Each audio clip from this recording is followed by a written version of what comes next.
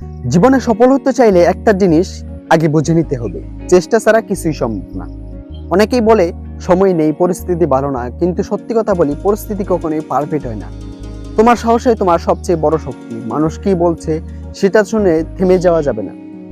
তারা হাসবে, বলবে তুমি পারবে না, কিন্তু যেদিন তুমি পারবে সেদিন তারাই তোমাকে দেখে আফসোস করবে, বলবে হায় হায়, আমরা জানতাম না ও পারবে।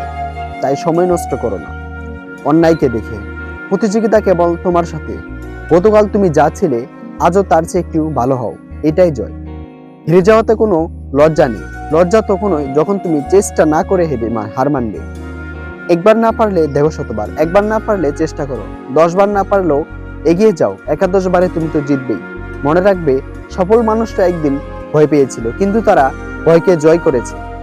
তুমি পারবে। শুধু আজ একটা সাহসী পদক্ষেপ নাও। তোমার ভবিষ্যৎ তোমার হাতে। এখনই সময় নিজেকে বদলে দেওয়ার, নিজের গল্পটা নিজেই লেখার। শুরু করো, তুমি পারবে।